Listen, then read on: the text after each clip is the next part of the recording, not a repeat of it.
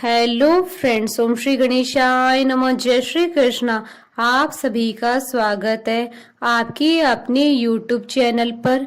Friends, आज हम आपको इस वीडियो में बताने जा रहे हैं जन्मों के पितृ दोषों का निवारण करने वाली मोक्ष प्रदायिनी वैशाख अमावस्या की व्रत कथा और महत्व के बारे में। फ्रेंड्स, वीडियो शुरू करने से पहले आपसे रिक्वेस्ट है, अगर आप हमारे चैनल पर नए हैं और आपने अभी तक चैनल को सब्सक्राइब नहीं किया है तो प्लीज सब्सक्राइब कीजिएगा चैनल को, साथ ही प्रेस कीजिएगा बेल आइकन को, जिससे नए वीडियो से रिलेटेड नोटिफिकेशन आपको तुरंत प्राप्त हो सके। और वीडियो पसंद आने पर वीडियो को लाइक और शेयर जरूर कीजिएगा ताकि सभी भक्तों को इस वीडियो का लाभ प्राप्त हो सके। और कमेंट बॉक्स में जय श्री कृष्णा जरूर लिखिएगा। वैशाख मास हिंदू वर्ष का दूसरा महीना है। कृष्ण पक्ष के अंतिम दिन को अमावस्या कहा जाता है। वैशाख मास की अमावस्या कोटि गया के समान फल देने वाली होती है। इस दिन कुंभ सहित श्राद्ध व पिंड दान करने से जन्मों के पितृ दोषों से मुक्ति प्राप्त होती है। यह दिन धर्म, कर्म, स्नान, दान, तर्पण आदि के लिए बहुत शुभ माना जाता है। वैशाख अमावस्या को सतुआई अमावस्या के नाम से भी जाना जाता है। इस दिन सत्तू के दान करने का विशेष महत्व माना जाता है। वैशाख अमावस्या को शनि जयंती के रूप में भी लोग मनाते हैं। ऐसी मान्यता है कि त्रेता युग का आरंभ भी इसी माह में हुआ था, जिस कारण वैशाख अमावस्या का महत्व कई गुना बढ़ जाता है। वैशाख अमावस्या के दिन पूर्ण विधि विधान के साथ पूजा पाठ किया जाता है, जिससे भगवान प्रसन्न होकर अपने भक्तों के सभी कष्ट और दुख दूर करते हैं। आज के दिन व्रत करना बहुत ही शुभ फलदायी माना जाता है। वैशाख अमावस्या के दिन प्रातः काल ब्रह्म मुहूर्त में उठकर नित्य कर्म से निवृत्त होकर स्नान करें। गंगा, यमुना आदि नदियों में स्नान करने का बहुत महत्व माना गया है। पवित्र सरोवरों में भी स्नान किया जाता है। जो लोग गंगा स्नान करने में असमर्थ है, वो नहाने के पानी में गंगा जल डालकर स्नान कर सकते हैं। स्नान करने के पश्चात सूर्य देव को अर्घ्य दे और बहते हुए जल में तिल प्रवाहित करे। पीपल के वृक्ष को भी जल अर्पित करना जरूरी होता है, क्योंकि इस दिन कई क्षेत्रों में शनि जयंती मनाई जाती है। इसलिए शनि देव की तेल और तिल और दीप आदि जलाकर पूजा करनी चाहिए, क्योंकि ऐसा करना बेहद पुण्यदायी माना जाता है। शनि चालीसा का पाठ और शनि मंत्रों का जाप करना न भूले। ऐसा करने से शनि देव की कृपा आप पर बनी रहेगी। अपनी सामर्थ्य के अनुसार दान दक्षिणा दें। फ्रेंड्स, अब आइए प्रारंभ करिए वैशाख अमावस्या की व्रत कथा। बहुत समय पहले की बात है। आनर्त देश में धर्मवर्ण नाम से विख्यात एक ब्राह्मण थे। मुनिवर धर्मवर्ण ने उसी कलयुग में ही किसी समय महात्मा मुनियों के सत्र याग में सम्मिलित होने के लिए पुष्कर क्षेत्र की यात्रा की। वह बहुत ही धार्मिक प्रवृत्ति का व्यक्ति था। वह ऋषि मुनियों का बहुत आदर करता था, उनसे ज्ञान ग्रहण करता था, साथ ही व्रत उपवास करता था।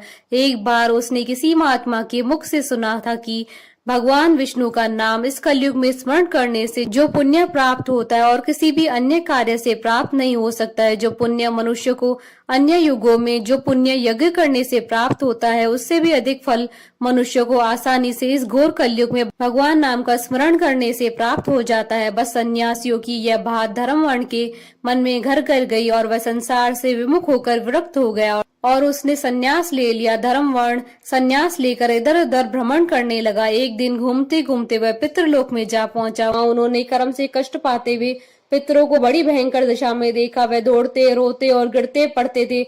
उन्होंने अपने पितरों को भी नीचे अंधकूप में पड़े हुए देखा। उनको देखकर आश्चर्यचकित हो दयालु धर्मवर्ण ने पूछा, आप लोग कौन है? किस दुष्तर कर्म के प्रभाव से इस अंधकूप में पड़े हैं? पितरों ने कहा, हम श्री वत्स गोत्र वाले हैं। पृथ्वी पर हमारी कोई संतान नहीं रह गई है, अतः हम श्राद्ध और पिंड से वंचित है, इसलिए यहाँ हमें नरक का कष्ट भोगना पड़ता है। संतानहीन दुरात्माओं का अंधकूप में पतन होता है। हमारे वंश में एक ही माँ यशस्वी पुरुष है जो धर्मवर्ण के नाम से विख्यात है, किंतु वह विरक्त होकर अकेला घूमता फिरता है। उसने अपने गृहस्थ धर्म को नहीं स्वीकार किया। वह एक ही तंतु हमारे कुल में अवशिष्ट है। उसकी भी आयु क्षीण हो जाने पर हम लोग घोर अंधकूप में गिर पड़ेंगे, जहाँ से फिर निकलना कठिन होगा। इसलिए तुम पृथ्वी पर जाकर धर्मवर्ण को समझाओ। हम लोग दया के पात्र हैं। हमारे वचनों से उसको यह बताओ कि हमारी वंशारूपा दूर्वा को काल रूपी चूहा प्रतिदिन खा रहा है। क्रमशः सारे वंश का नाश हो गया है। एक तुम ही बचे हो। जब तुम भी मर जाओगे तब संतान परंपरा न होने के कारण तुम्हें भी अंधकूप में गिरना पड़ेगा। इसलिए गृहस्थ धर्म को स्वीकार करके संतान की वृद्धि करो। इससे हमारी और तुम्हारी दोनों की ऊर्ध्व गति होगी। यदि एक भी पुत्र वैशाख, माघ अथवा कार्तिक मास में हमारे उद्देश्य से स्नान, श्राद्ध और दान करेगा तो उससे हम लोगों की ऊर्ध्व गति होगी और नरक से उद्धार हो जाएगा।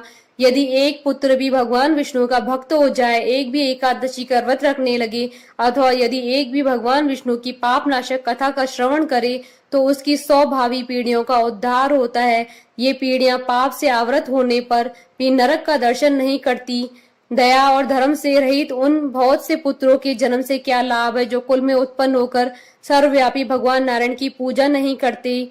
इस प्रकार प्रिय वचनों द्वारा धर्म वर्ण को समझाकर तुम उसे विरक्तिपूर्ण ब्रह्मचर्य आश्रम से गृहस्थ आश्रम में प्रवेश करने की सलाह दो। पितरों की यह बात सुनकर धर्म वर्ण अत्यंत विस्मित हुआ और हाथ जोड़कर बोला, मैं ही धर्म वर्ण नाम से विख्यात आपके वंश का दुराग्रही बालक हूँ। यज्ञ में महात्मा नारद जी का यह वचन सुनकर कि कलयुग में प्राय कोई भी रसनेन्द्रिय और शिशेन्द्रिय को दृढ़ता पूर्वक संयम में नहीं रखता, मैं दुर्जनों की संगति से भयभीत हो अब तक दूसरे दूसरे द्वीपों में घूमता रहा। इस कलयुग के तीनों चरण बीत गए, अंतिम चरण में भी 3.5 भाग व्यतीत हो चुके हैं। मेरा जन्म व्यर्थ बीता है, क्योंकि जिस कुल में मैंने जन्म लिया उसमें माता पिता की ऋण को भी मैंने नहीं चुकाया।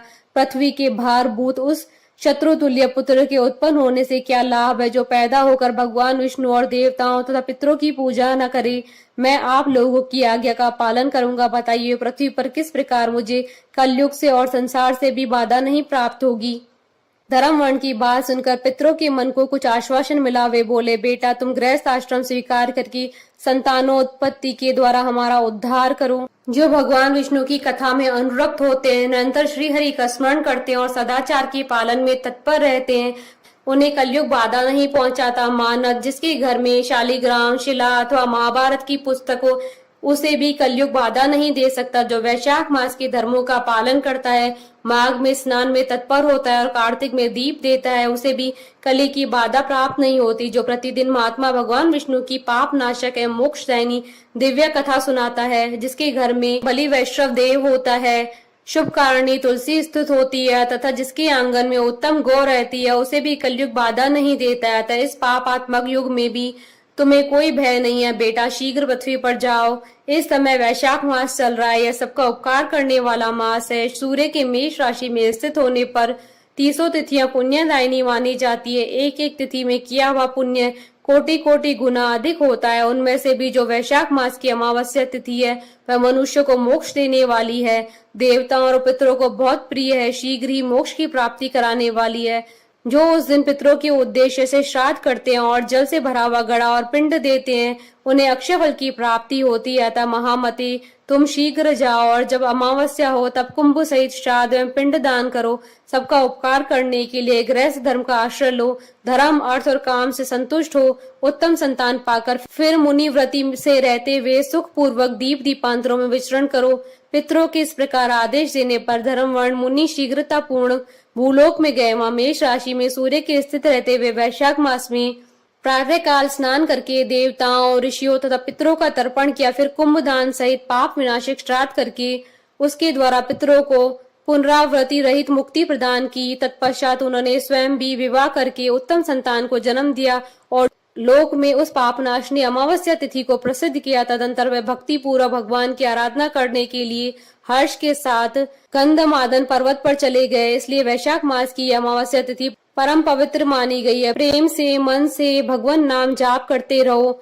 बोलिए भगवान विष्णु की जय, सनातन धर्म की जय। हमारे साथ इस वीडियो में अंत तक बने रहने के लिए आपका धन्यवाद।